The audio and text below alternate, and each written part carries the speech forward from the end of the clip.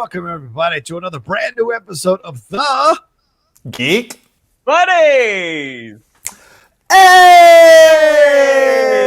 Did I do it too early? Did I? All right. No, I like it. I like it. I was so excited. I was so excited. You got to be aggressive in life. I respect that. We got a lot going on today, and thank you everybody for joining us here on the Geek Buddies. We're going to cover a lot of things going on in the world of entertainment. And for those of you who are returning listeners or viewers, thank you very much. For those of you who are new and taking a chance on us, welcome aboard. We hope we entertain you. We keep you as a listener or a viewer for sure. Exactly. Stay with us. I am one of your outlaws. I'm sorry, I'm one of your hosts, the outlaw John Rocha. I am the writer and producer and host here on this channel. I am not quite as outlawish as John Rocha, but I am here. I am Michael Vogel, and I am a writer and producer of animated TV shows and movies. And this is one of your in-laws. This is Shannon McClung. I'm an animation writer and a television actor where you may have seen me on Silicon Valley, Friends from College, and Teen Wolf. Ooh, gotta like it, Teen Wolf. I love that stuff. So for everybody who is watching right now, the way we usually do the show, as each of us tackles one geek news item, we all talk about it and move on to the next one. So we do three of them in the first part of the show, take a little bit of a mini break, then we'll jump into our main topic. And our main topic today is talking about how we think the election and the controversy around the election and the eventual whatever's going to happen on January 20th is going to affect movie theaters, movies, TV, media, in what kind of ways we're going to predict and kind of speculate what we think might be happening here when this all goes down on January 20th, whatever's going to go down on January 20th. So we're just going to speculate and have a little fun doing that today. I'm sorry. Also, talk about. I'm sorry. Was there an election? Was there an election this week? There was an election this week. I don't know if you noticed, there were a lot of Return of the Jedi celebrations, but there was an election this week. So we're gonna tackle all of that today here on the show. Anyway, all right. What's that? I'm missing. Is there an inside joke here I'm missing? I don't know. Is there something? No, I just was like, I was just surprised. I mean, I didn't know that a lot was going on in this past week. It seemed pretty chill for me. I didn't really notice anything happening in the world. Yeah, there's a lot of celebrations. There was the Paris, and the bells in Paris were ringing. London shut off fireworks and everything like that. And then we've got some fireworks of our own here at home we're going to have to address at some point here in that section later on in the show. But anyway, let's get into it. Our first geek topic here. We'd be remiss not to start with this, and that is Johnny Depp has officially left the Fantastic Beasts franchise here. He's been asked to leave by the CEO over there at Warner Brothers. He was asked to step down after the conclusion of this case where he was suing the Daily Mail, the paper there in Britain, for libel for calling him a, quote, wife beater. And in the end, he lost the case, and it made it possible for people to call him wife beater because there were enough.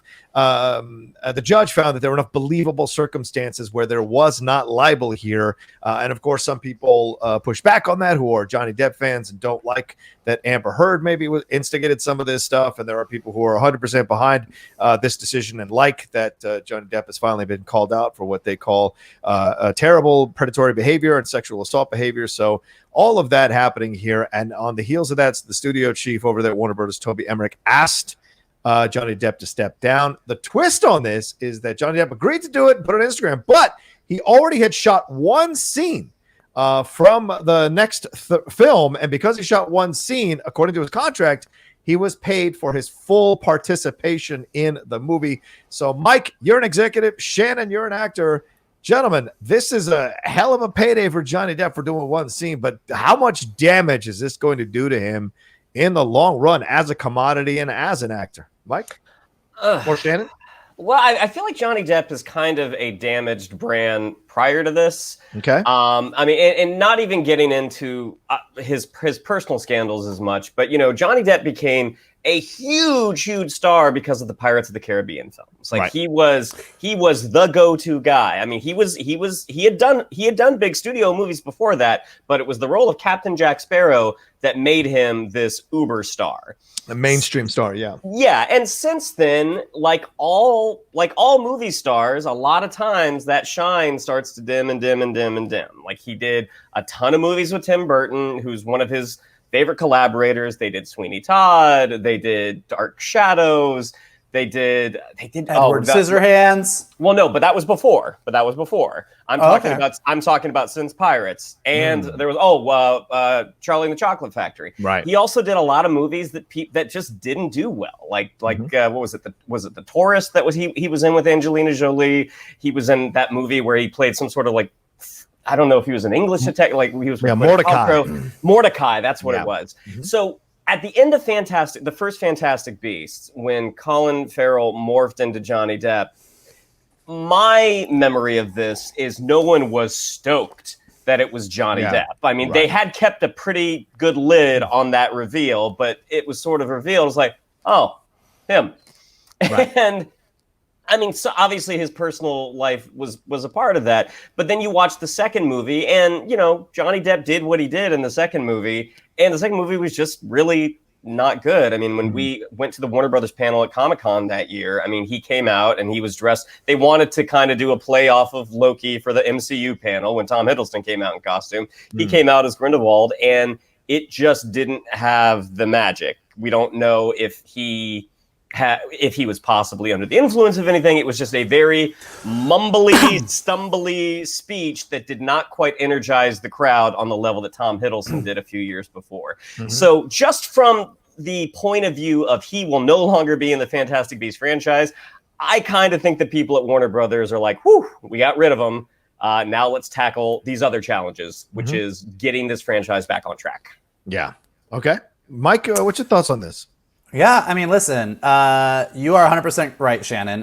When the end of the first Fantastic Beasts movie happened, it was kind of like the end of Disney's Beauty and the Beast, like when the Beast transforms into Prince Adam, and everyone's like, I like the Beast better. Like that was pretty much where everybody was at. I do agree with you that I think Johnny Depp's shine has waned in the past several years, even despite his personal troubles.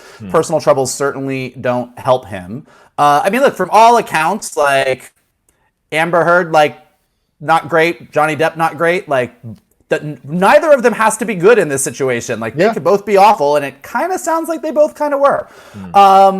You know, I think that it's great for him that he got that pay for play contract, so that he's going to get his full paycheck. It's not a bad paycheck for a couple days work before the coronavirus kind of took everything off in a different direction.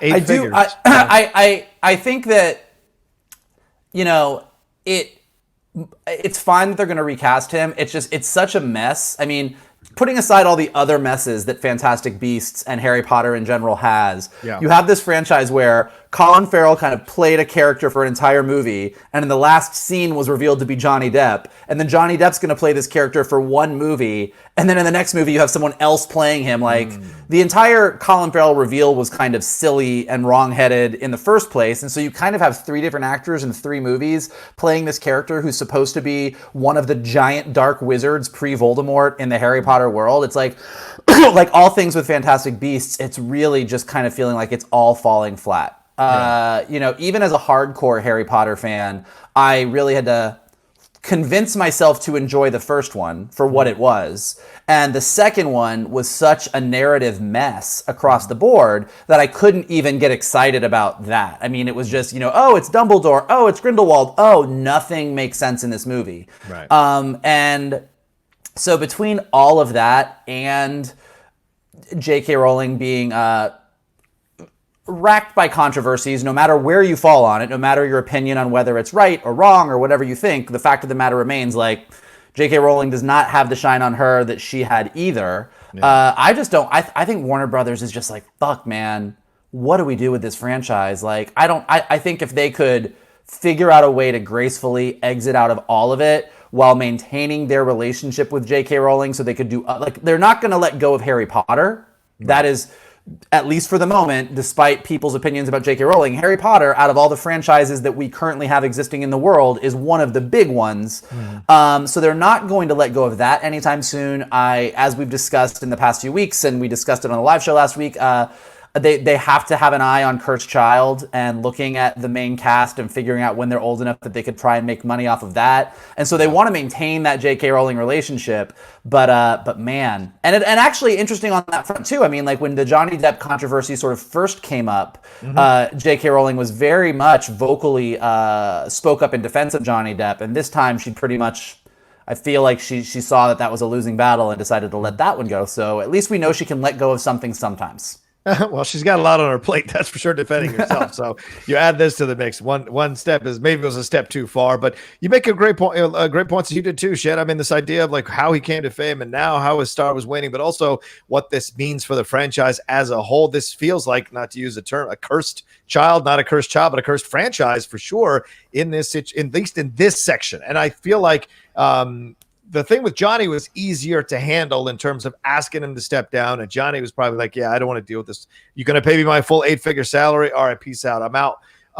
But the other thing of moving JK off, that's going to be an incredibly difficult thing to do. I wish JK would step back and not have her name attached to this at all, because I think that's how you fix it. You get rid of David Yates, you bring in like they did with after the first 2 Columbus films, you bring in someone like Cuarón who's going to like revitalize it or put a new twist on it or a new take on it. It's going to feel a little more interesting. You bring a new director in, you move off JK, or you ask her to just step back. She'll still get executive producer credit, get her money, but you don't make her the face of this thing. You don't even invite her to the fucking premiere. You just let her stay away from this thing, and then you kind of recast. Maybe you bring back Colin Farrell, because Grindelwald, from what I understand from people who've read the books, and I've read the books, so I might sound a bit dumb here, but he changes his face, doesn't he, throughout this history of the books or the series of the books? Does he do that or no? He's not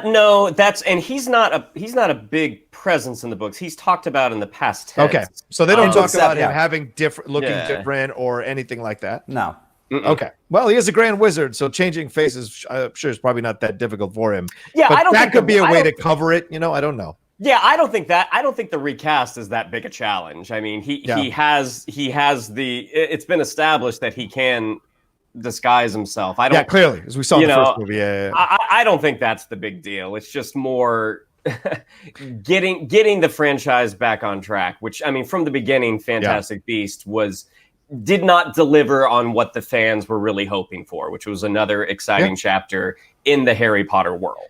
Yeah, and you look at the end of to me, the Eddie Redmayne, Catherine Waterston romance, it's kind of boring. Goldie's where it's at, or what she's got going on with him, that's more interesting.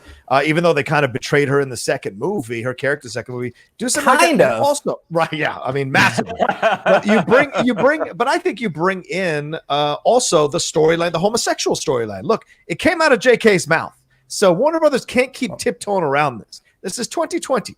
We are open to this. Make it happen. Recast and lean into that storyline. Stop being afraid of it. Well, you want to change something? Change something. I think that is kind of the problem. I mean, I think I 100% agree with you. And I think that is kind of the problem with the last movie in general, to make such a big deal out of young Dumbledore and young Grindelwald and then completely just sidestep the gay issue in the most, obtuse, silly way when you're like, this is what this is. This is this seminal relationship. So that's a whole other issue about like them just erasing the gayness for mass audiences, but like telling people on the side to try and keep your gay audience. Like, that's just bullshit. Right. Yeah, and I think that ultimately, I mean, separating J.K. Rowling from the franchise is going to be more difficult. I mean, I don't know that she has any inclination to want to do that as much as Warner Brothers might prefer it.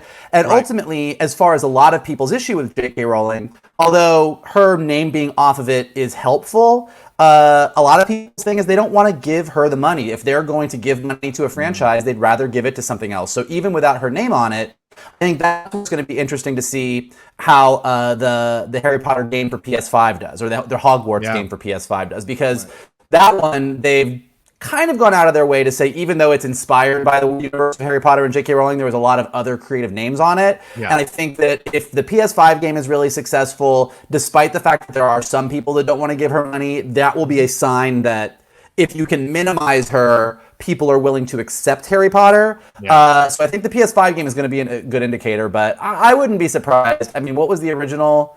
This was going to be 5 movies, 6 movies, the Fantastic Beasts franchise. 5, yeah. 5. I wouldn't be surprised if we did not make it to 5 on this one. I think this might get cut a little bit short and then give Harry Potter some space for everything to cool down. That would be that's what I would do.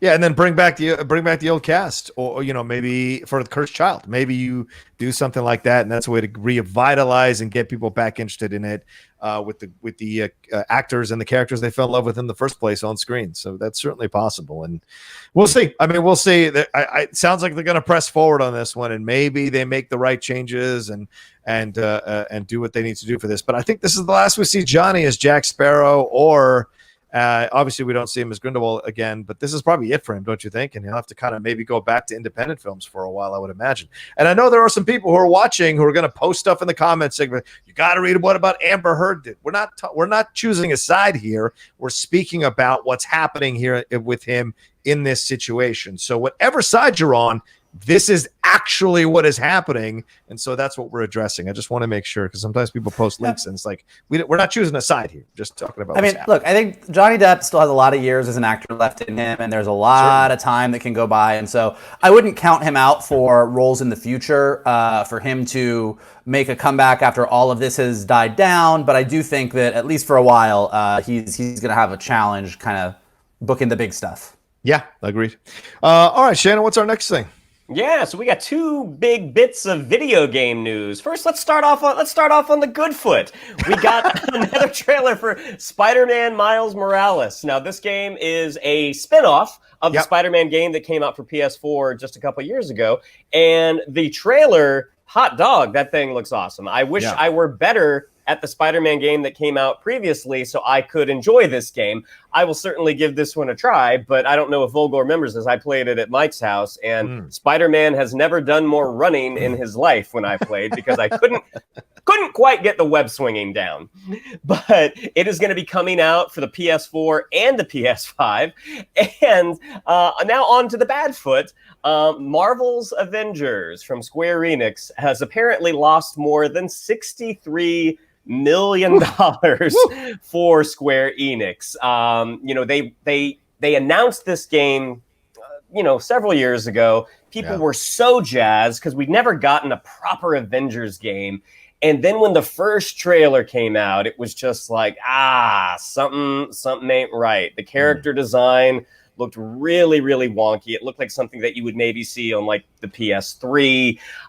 People weren't really jazzed about the designs on the characters themselves. There was a lot of promise of DLC, apparently stuff that hasn't shown up yet. And people just didn't really gravitate to this game the way they were hoping. I have a few friends who are big gamers who say once you get into it, it's actually fun. But for the most part, people did not want to assemble for this Avengers game. Oh. You're waiting on that one. I know you're waiting on that one. I was waiting on it, then I forgot about it, and I remembered it when it was too late, so it's going to come out all stumbly. But gentlemen, what is your take on the Avengers news and the new trailer for Spider-Man Miles Morales? Mikey, what do you think? I played Avengers for about 10 minutes. Okay. Does that tell us how you feel about it? Yeah, I mean, honestly, I had just come off of, I think I'd mentioned this a little while ago, I'd finally played Jedi Fallen Order, the Star Wars game, and I thought it was a blast. I loved it. The graphics were great. The story was really interesting. I was super invested, and as soon as I beat it, I was like, oh, I need something else. I'll check out Avengers. It just does not have... everyone moves wonky. The gameplay is wonky. Like, I just was not into it. So I'm not surprised. Right. I get it. I've talked to some other people. Like, I get why I did it. The Miles Morales trailer was amazing. I enjoyed the Spider-Man game a lot more than Shannon did. Apparently, at least as far as button mashing, I'm a pretty good web slinger. But more so than that, I just thought that watching the Miles Morales game, it kind of just really struck me how far video games have come. That was a movie trailer. Yep. I mean, that was a straight-up movie trailer. Like, it set up a story. It set up an emotional arc for Miles. It gave you a lot of really cool moments between Roxxon and the Underground, kind of set up this, like, big battle that's going to go on between them. You saw Aaron Davis, the Prowler, his uncle, and then you just had this, like, awesome music playing as it just a bunch of cool cuts. and then it ended, and I was like, I would go see this movie, let alone play it. And it just, in addition to the PS5 just like up-leveling everything from a graphics standpoint, from a story standpoint, these Spider-Man games are just really killing it right now. So I cannot wait to play it. Like, I think it's awesome.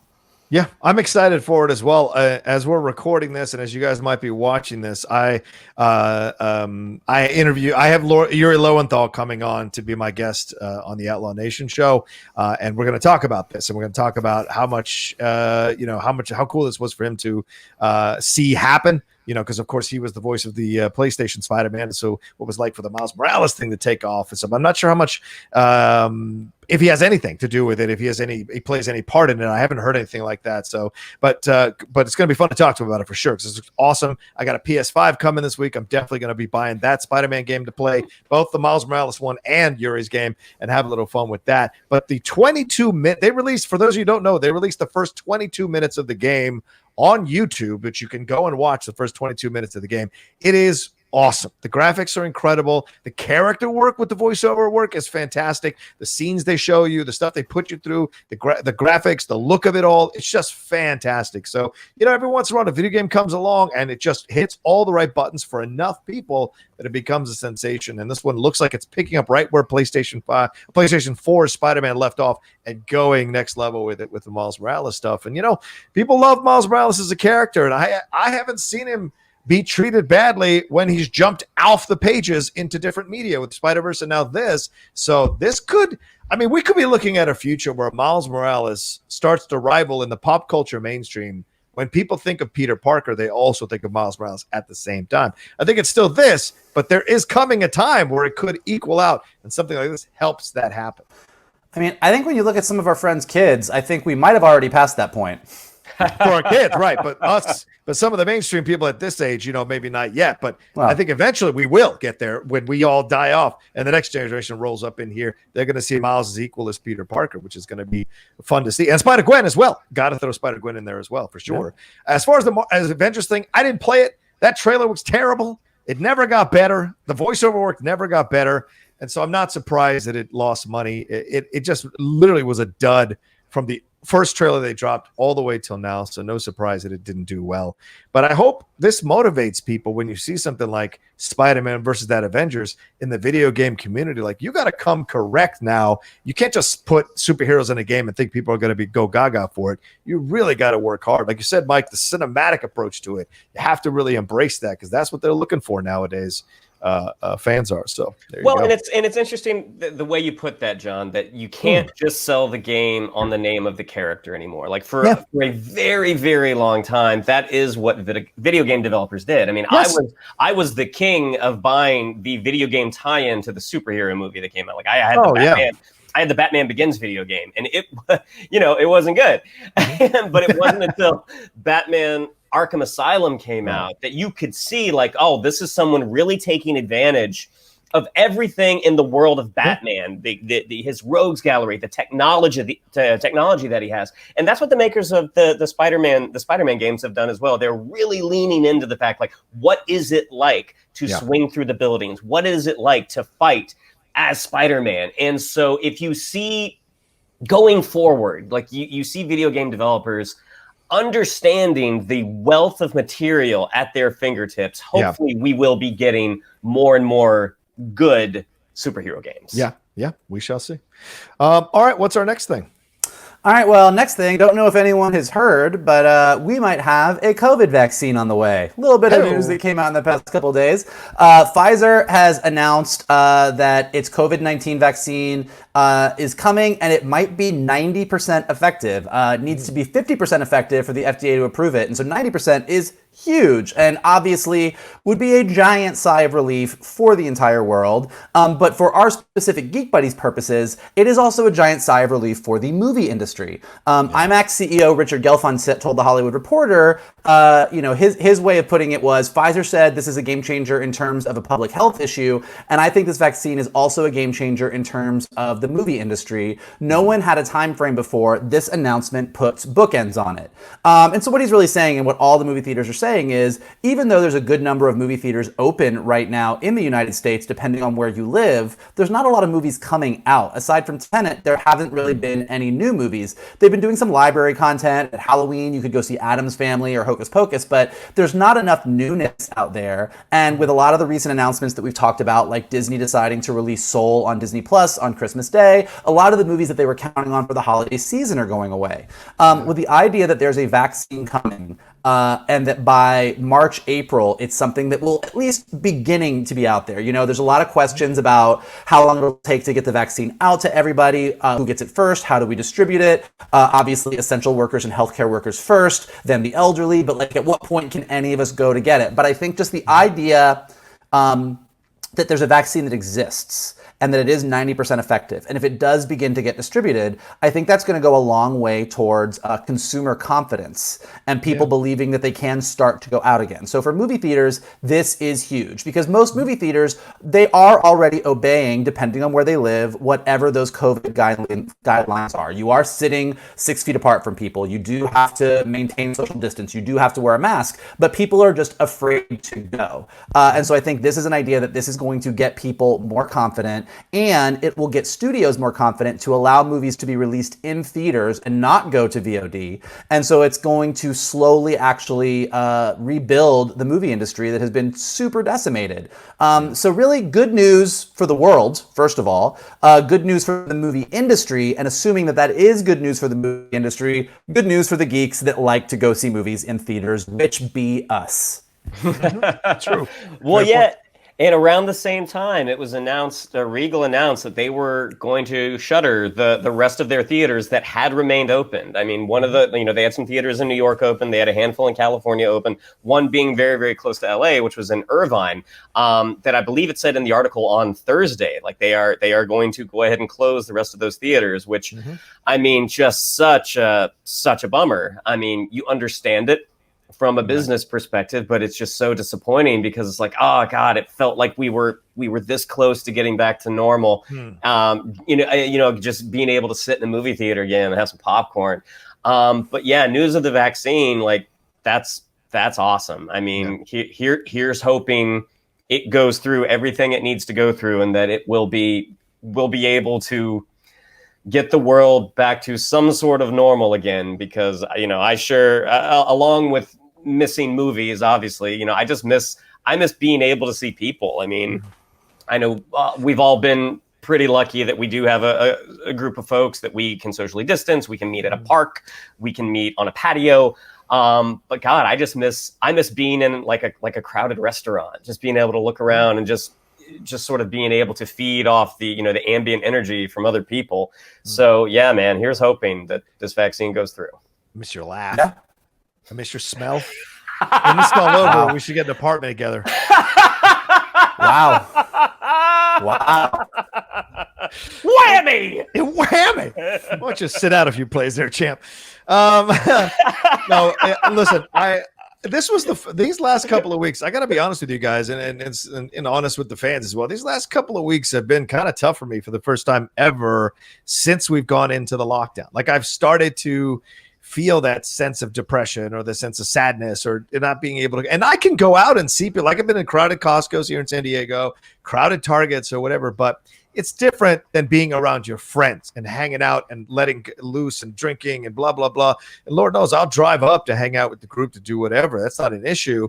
And but there's no access to be able to do it necessarily in the group, in the numbers that we're used to, And so you're right. And I hope this does go forward. But, and let me put this out there because I think this is really important to address with this. There is already a movement brewing. You see it on social media. You see it on these message boards of people not trusting the government to give them a vaccine. And certainly in Black communities, and I've spoken to Winston A. Marshall and Jay Washington, who co-host Game Time with me. We talked about this actually on the sports show the other day.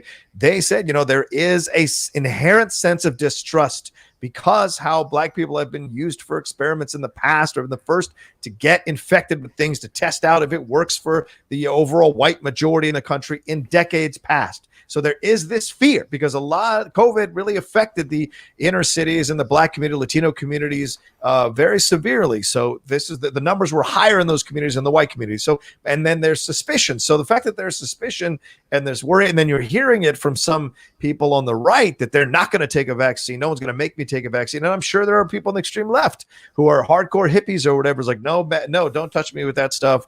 God will heal me or whatever, or like the universe will heal me or whatever. So that's my concern. No, we're not all lining up in mass in unison to take this vaccine. So this fear of going back to the theater may remain if this movement becomes louder and louder and gets more and more coverage. And that could be the final death knell into a lot of theaters, because just recently, according to that article as well, Mike, that you were reading here, they also mentioned how many theaters took losses of 70% or more. I think 96% of the theaters took losses of 70% or more, and they're trying to get funding from the government during this lame duck session of Congress to help them stay afloat. But in the end, if people still won't come back after the vaccine, then we got ourselves a huge, huge trouble here in the cinema world. I mean, look, even before COVID, anti-vaxxers were a thing. So that exists out there.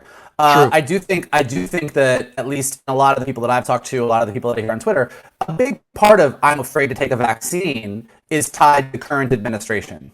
So I do think, if this vaccine does come out between now and January, I think there is going to still be those concerns, those fears. The hope, and what I hope happens, is that once we have a grown-up in the White House again, who is already putting together a COVID task force, who's already bringing in experts, scientists, the medical fields, the people that you actually do want to hear from when you're like, is this safe? That hopefully that will encourage people to feel more comfortable with it. So we'll see. Fingers crossed. How about those anti-maskers though, who like that child in the White House right now? 70 million people voted for him. Do you think there's a lot of those people that will take a vaccine under the Joe Biden administration? That's the reverse logic in that argument.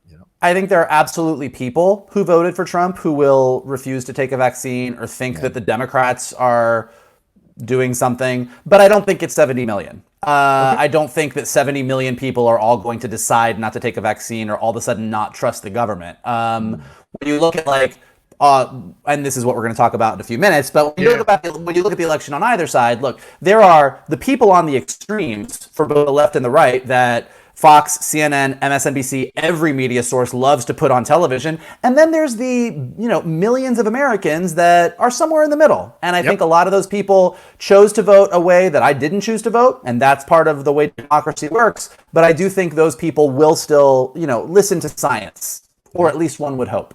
Let's hope so. Yeah. Any final words on this one? No, man. No? Okay. Now, I'm not wrong, right? That's a possibility. So, for sure. That's what concerns me. Yeah, that's 100%. Why I brought it up, because it concerns me. Because, it was nice going to see Tenet, but I like it in a more full movie theater. I like feeling safe, and I didn't feel safe the whole time I was there. I felt safe when I rented out my theater. You pay that money that you get the theater all to yourself, and it's just you and 5 other friends. You get your popcorn, you sit in the middle of the theater, and you feel fine. $100. You paid it out, the $100 to have a theater. Or are you just playing around? No, I did. Did I not mention this? Yeah, Nope. I went down to see Tenet. Did you guys get sushi ahead of time? I'm just asking. I did not go with that one or this one. I didn't go with this one. Didn't go with that one either. No, my brother and I went with 4 other friends, and we went down to Huntington Beach. We drove down there. Went to, I believe it's a Century Theater or whatever. But you can rent out a theater for a private screening for $150, which once you split it up, and you can take up to 20 friends. You go into the movie theater, you go through the concession line, everything is socially distanced out. You get your food, everyone's got masks on. You go into your theater, it's just you and your friends, people that you've already hopefully been around or been comfortable with. You can sit next to each other if you want. You can sit super spread out, because there was just 6 of us in a big old theater, and we watched the movie. And although I too love a crowded theater, I'm not mad at having my own. True, that's fair. That's so on brand. That's so on brand for you. I love it. Do you get to choose the movie, or do they tell you what movies that are available there? Do you get like a list of movies, or just the movies that are out? My friend actually did all the booking, so I'm not 100% sure. I mean, Tenet obviously was a choice because it's what's currently out in theaters. Like if he had called and said, I want to watch Who Framed Roger Rabbit, I don't know if they had everything on hand or if they just had a list of things, but the hope is, I was already talking to some friends, and assuming these theaters or theaters nearby outside of LA County are going to be open and you can rent theaters, like in March, if things are actually in a better place and things are open, great. But when Raya and the Last Dragon comes out in theaters, I will be renting a theater and I will be taking people to go see that movie because there's no way I'm missing a Disney animated feature film opening weekend. I'd like to be included in that. And I'll send you $20. There you go. Well, we'll see. It depends. Of course you'd be included in that. Oh my God! Anyway, all right. Let's. There we go. We'll see what happens, and let us know what you all think down in the comment section below about any of the topics we just talked about. But as we go into the break, for those of you who are listening to us on the podcast feed, you're going to hear from our sponsors. And for those who are not, and you're watching us on YouTube, we're going to take a quick 5-second break, and we'll be right back right after this.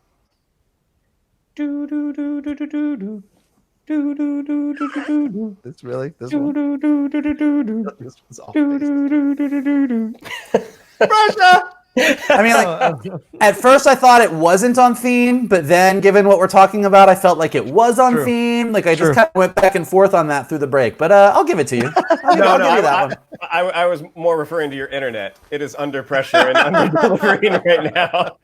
Well, that is true. I do not have the best connection today. Can't tell you why. Don't know. You're coming through vocally well, though. You're coming through vocally well, so you're fine there.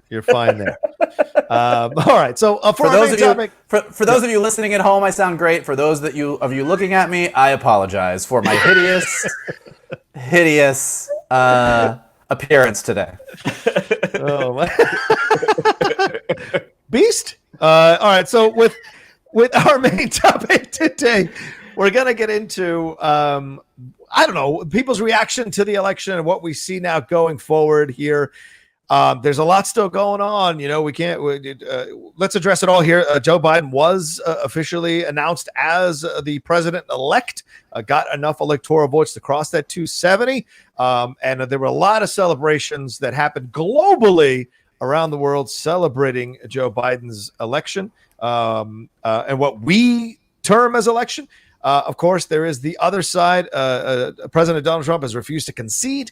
As we're recording this, Secretary Pompeo shamelessly said there will be a smooth transition when answering to a reporter, a smooth transition into a second Trump administration.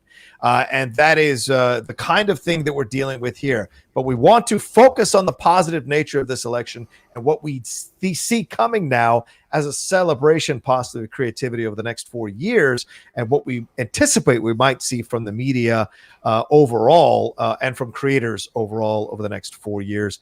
Mike and Shannon, I'll go to you. I mean, first, obviously, Mike, this was a very big deal for a lot of people, and you were tweeting about it like crazy. We were talking, all of us, on that thread about it, our group thread of friends. This was a very big celebration and a lot of connections to Return of the Jedi, to all these celebratory things that happen in multiple slices of media, film, television, and what have you, that were connected to this for sure. What was your reaction to all of it, Mike? Look, one of the things I want to say, like, obviously, and again, if anyone is a listener of Geek Buddies, obviously our politics are pretty clear, and I know that we may have listeners that don't share all of those politics, but for today, I'm going to talk about my perspective as a liberal geek, which may not be yours, but that's what I'm going to talk about. And I think for me, and for a lot of people, as you said, the similarities to this past Saturday, when Biden was officially announced by news outlets, all the news outlets, as the president-elect, the celebrations that spontaneously happened, not just in our country, but around the world.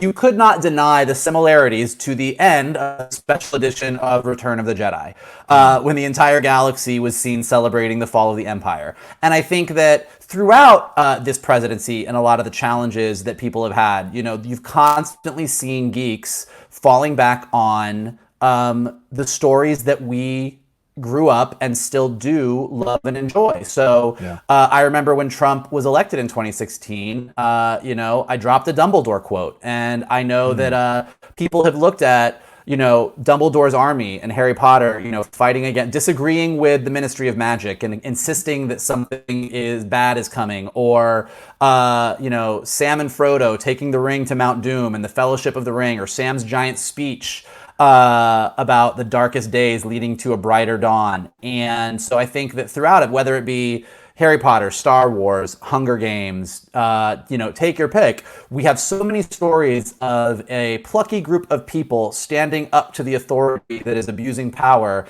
and ultimately being successful. And I think that you saw on Saturday, everybody taking their favorite geek analogy and just flooding the internet with it. So in addition to all of the joyful celebrating and the honking of the horns and people running around and driving and doing all the things that they were doing, opening up Twitter on Saturday, which usually is a cesspool of depression and stress, was a joy. There was some great Star Wars bits. There was some Hunger Games. I got a great Lion King bit with Rafiki painting Joe Biden on his tree and saying it was time. And I think that I just really enjoy that. I love when we see a moment that is spontaneously so happy and spontaneously so joyful that people pick their favorite geek moments and just flood the world with them. And we do see how those are the things as geeks that keep us going. So for me, that was my first big geek sort of happy moment on Saturday. But Shannon, how about for you? Yeah, I mean, your Rafiki tweet that you put up was really special. That got me good.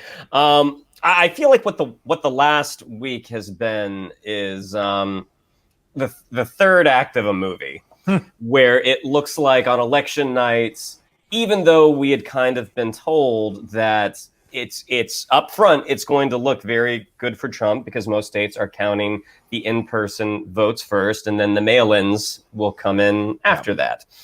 And so I was with my girlfriend, and we were both getting a little down because it's like, oh boy, it might be 2016 all over again. And then waking up on the next morning and seeing that it looked like the tide started to go the other way. And like any good movie, that's where it ends. It's like, oh, it looks like we've done it. And then the past couple of days with the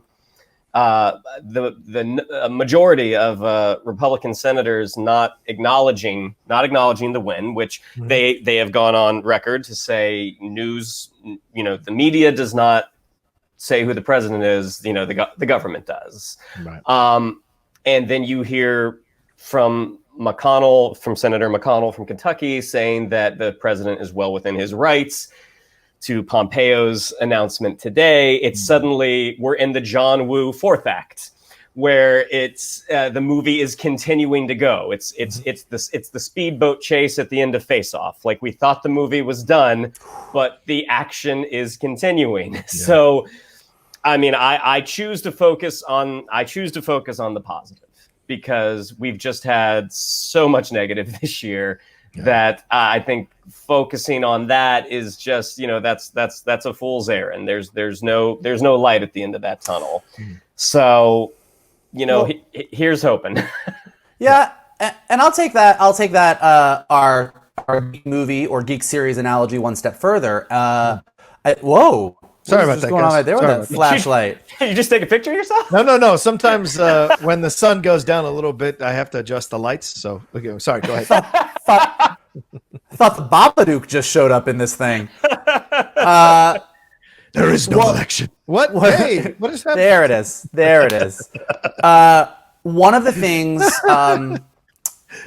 I really appreciated about Biden's speech on Saturday night was the desire to kind of put to bring down the temperature and take all of this hate and rhetoric and two sides battling each other and bring it to the end. And the other thing I will say, as challenging as this will be, and by no means am I saying, I've seen a lot of memes that are like, hey, we can disagree politically, but we should still be able to get along. And I'm like, we can disagree about climate change or healthcare, but when you're talking about my rights as a gay man or systemic racism or other things, it makes it a little harder to see, be like, let's just put this aside. I'm not saying put everything aside, but I do appreciate the idea of like, let's try and figure out how we do work together. Yeah. And that also, to me, ties to something that I feel really strongly about some of my favorite geeky stories. So whether that be Luke Skywalker when it comes to Darth Vader, whether that be Aang in Avatar, whether that be Steven in Steven Universe, so many of the stories that we all love and appreciate,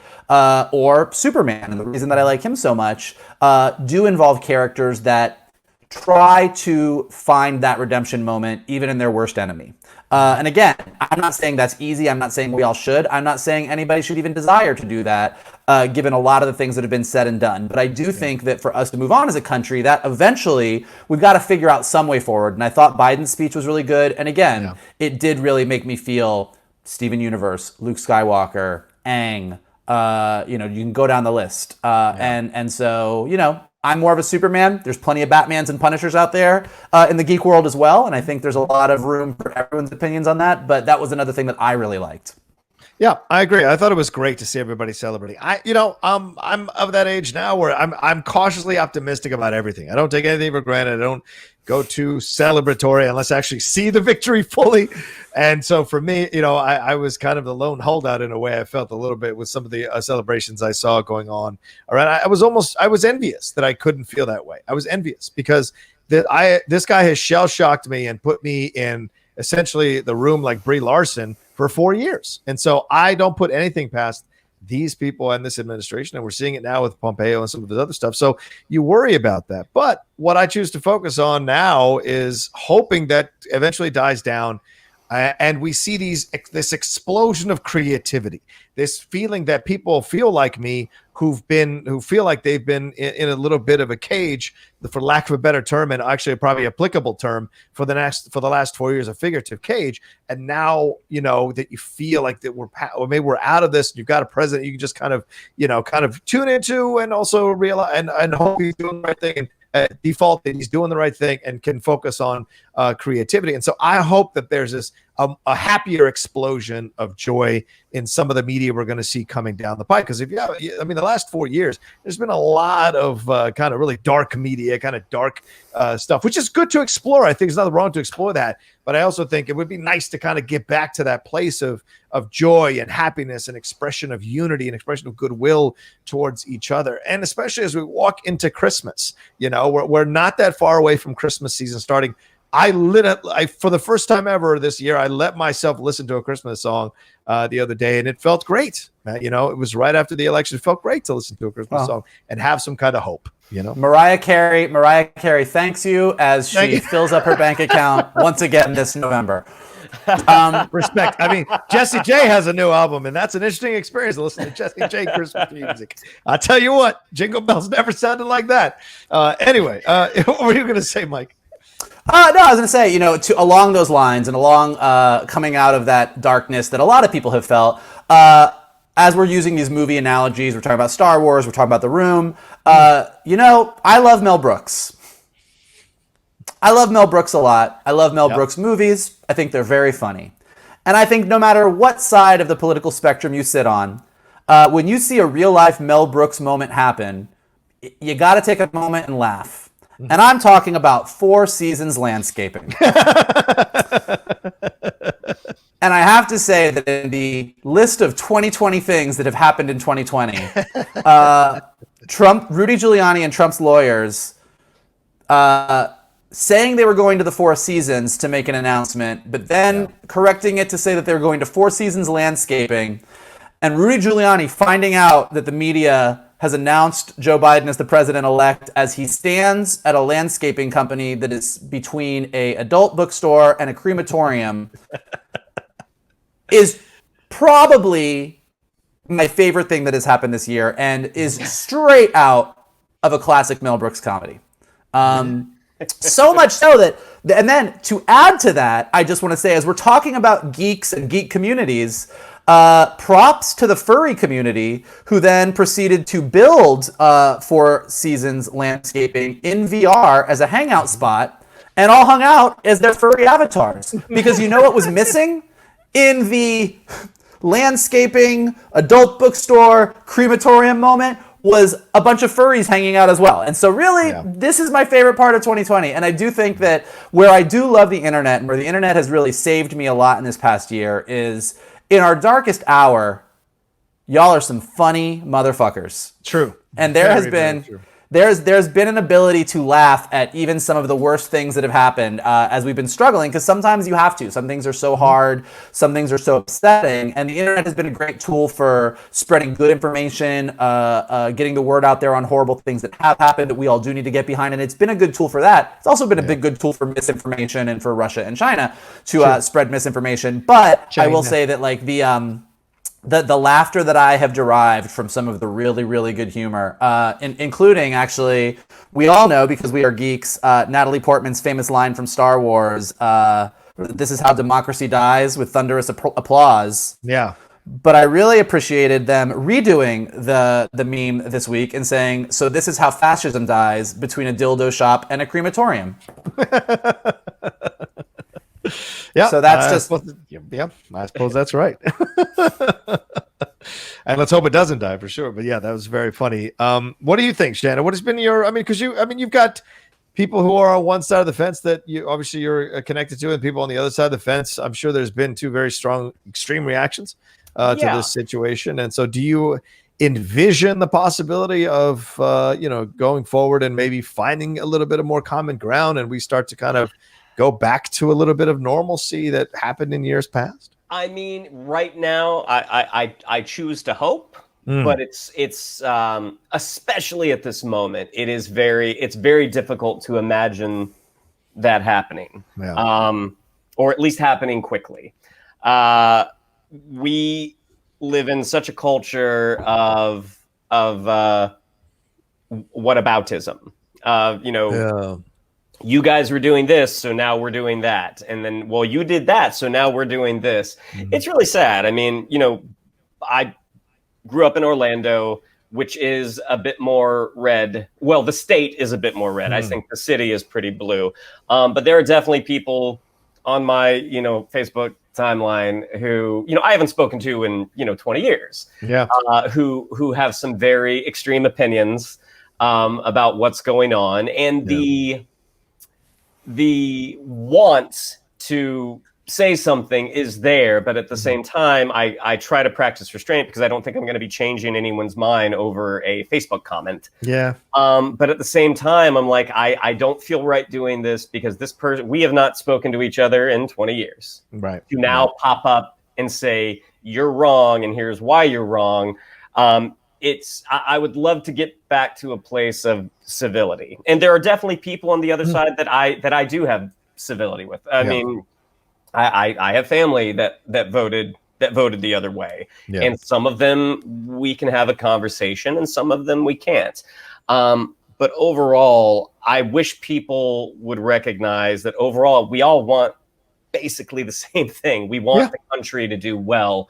We're all trying to get to the same destination, just people have different ideas of which path we should take. Yeah. And when you're in such a polarizing time, it's very hard to envision how taking their path could get us to where we want. Right. So yeah, I mean, I'm choosing to remain cautiously optimistic, and that's not just with the future. It's what's happened. It's the results of the election. I mean, I don't see how anyone could argue that Biden didn't win by a significant amount, but people will, like Jeff Goldblum says, life will find a way. Yeah. Well, and the thing is, the thing I take hope in is that we've seen over the last few months last year really, how the Me Too movement and the Black Lives Matter movement has really resonated in the halls of Hollywood, TV, Broadway, creative places. It's really and businesses as well that have nothing to do with entertainment. It's resonated. And so even amongst the darkness, there have been people who know who have been open to receive messages of right and wrong and maybe repair damage that has been done for years. Because the systemic racism isn't just the police. It's Hollywood too. It's in the left areas. It's in the right areas. And so it's been there through the dawn of time, or through the dawn of this country, rather. And so you make the changes. And I sensed the quick changes that have happened already in the entertainment world have been incredible. The quick changes in the business world have been incredible. And so you hope that's the kind of like future we're looking at over the next 4 years and certainly beyond, that people are more aware of these things. And yeah, they'll come up with cute terms like unconscious racism or whatever, but like it's whatever, as long as the path is repairing this, making it right, being more aware of it in the future, and being open to hearing from the other side to have conversations and find compromise. That's always the key, is compromise, and so, but you can't have that if both sides are so entrenched. And I think what we're seeing through these reactions to Black Lives Matter, at least in the entertainment world, business world, what have you, and Me Too, is a desire to hear the other side and to repair things. And maybe that's a blueprint for all of us going forward, no matter what field we're in. And I hope that's what happens. Yeah, look, I mean, I think that's why, you had mentioned kind of things getting back to normal. And I think for a lot of people, I think the idea of going back to normal is not that appealing. Right. I think that for a lot of people in the Black community, LGBTQ you mean the old normal, community, right. Good point. Right. I'm just saying that, like, even prior to Trump, as we've all said, Trump didn't create all of these problems in America. Right. He capitalized on them. He used them, yes. But he didn't create them himself. There's issues that were there before. There was issues that were there during Obama. There was issues that were there that predated Obama. And I think that as bad as 2020 has been for a lot of people in a lot of different ways, sometimes you've got to like take that moment and look at things and say, look, we can do better, and we can do better. I mean, this is not about making America great again. This is not about going back to some fictional time where things were good for some and not so great for others. This is about building a better America. I mean, there are a lot of things about the way America used to work that are good. And there's a lot of things that were really bad. So let's take the good and make sure that applies to everybody moving forward. And I think that, that's the hope. And as we've said, at the end of every great geek franchise that we love, the bad guys are vanquished and the good guys win. And you have that moment where you're like, well, what happens now? Yeah. And we're hopefully getting close to that moment. And, the movies only tell us how to get to the end of the giant battle. They don't tell us how to rebuild everything after that. So that's something that we're going to have to figure out on our own. And it'll be interesting to see how we do that. Yeah. And what we've seen in Star Wars, what happens post the victory, that's what we're seeing, all the exploration of what it's like to actually try to run the galaxy and the stuff that can happen there. So we'll see. Yeah, well, it's a good point. As much as The Force Awakens being a carbon copy of Episode 4 grates on me, in a way, it is a valid warning of what could be to come. Exactly. Let's figure out a different way so that we don't just end up with the Empire with a new name and a bigger Death Star. Let's do something different. Yeah, for God's sakes, no more Death Stars. All right, well, I think that's a good note to end on with this episode of the Geek Buddies. Really appreciate you all taking the time to watch or to listen to our show. Remember, the Geek Buddies, if you're watching us on YouTube, is also available in podcast form. So if you don't want to watch us again, or YouTube is a bit too difficult for you to listen to while you're working out or cleaning the house or doing a little lawn work, whatever it is, take us along with you in your ears on our podcast feed. Just look up the Geek Buddies and it's there for you to download or wherever you download podcasts. All right, Shannon, what can we tell them?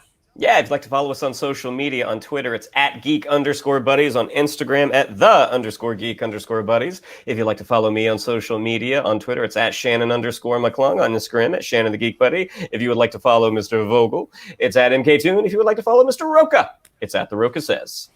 Mikey. And as Johnny said, we are available in video or audio form for your listening and viewing pleasure. And we appreciate you guys being a part of this, and we want to keep the conversation going, and we want to increase it and make it even bigger. We don't want just half of the country voting for us. We want the whole country voting for us. So to help us do that, here's what you guys can do. Like this video below, subscribe to Johnny's Outlaw page, leave us some comments below. We love checking out what you guys think, agree with us, disagree with us. Always a fun conversation. We will definitely get back to you there.